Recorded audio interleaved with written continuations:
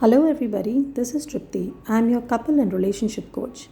Today, I'm going to talk about a very alarming topic, which is what are the common mistakes the parents do in raising an adolescence.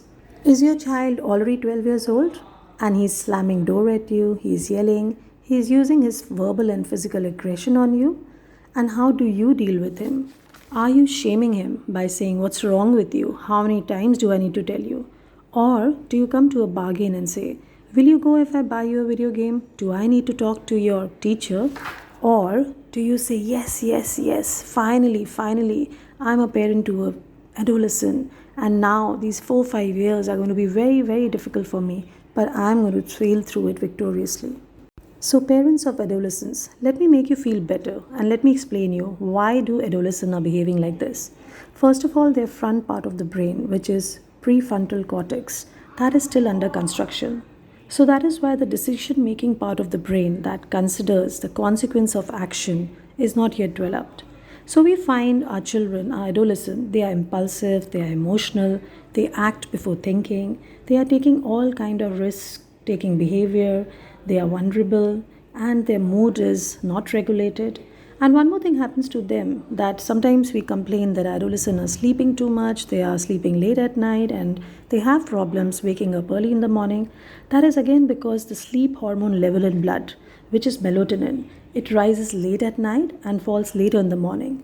So this makes them behave like this. Now, parents of adolescents, I'm going to talk about few common mistakes that we as parents are doing. All our adolescent wants are to be accepted. So now, parents of adolescent, let me talk about the most common mistakes that we are doing, which I have noticed. All our child, our adolescent needs is to be accepted the way they are. But are we really doing that? So, number one thing which I have jotted down is comparing a child to others, either its siblings or their friends. That is the worst thing we can do to a child because each child is his own unique. They have their own personality, their own skill, and if they are to be compared, it should always be in reference to himself or herself. And the second common mistake that we do is we are criticizing our child consciously or unconsciously. We do tell them you are very slow, and this kind of things do affect their confidence. They kind of build an identity which parents are putting on them that they are slow, they are dumb, or they don't understand, or they will never be able to do anything in life. This affects informing their self concept and their self esteem. And that is the time when parents are rejecting them and peers are accepting them. That is why we see that adolescents are greatly influenced by their friends. By criticizing our adolescent, we are basically putting a label on them.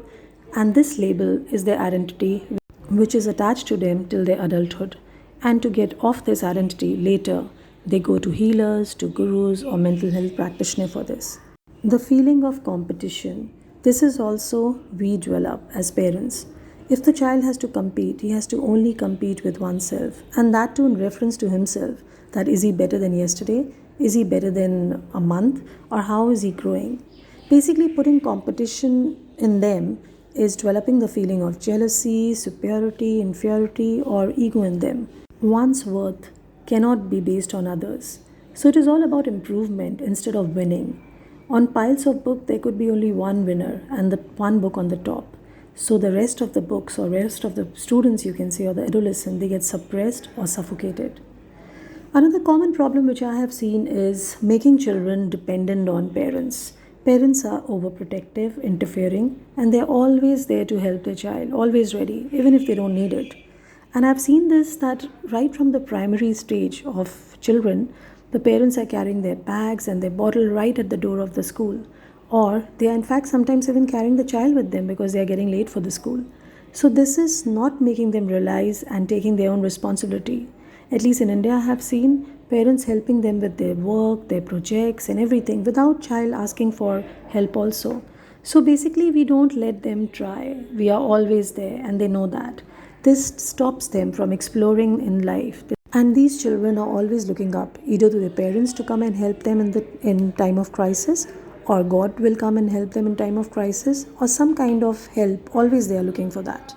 So, parents, I am myself mother of two adolescent children. And when I became a mother, I decided I will create happy children. I'll make them happy always. But trust me, all the theories and all the knowledge I had, everything went for a toss. So, as said, adolescence is a period of stress and storm. or we can make it charm and challenging, but definitely beautiful. That these are few years we have to be conscious. Parents, children can't be what they don't see. So we all need to develop is a good bond with them, a good bond of friendship.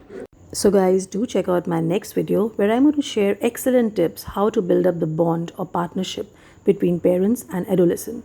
And in case if you all need any kind of coaching or guidance with counseling or any kind of relationship, please do feel free to get in touch with me and let's weave the thread of hope sky high. Love you all so much. Take care.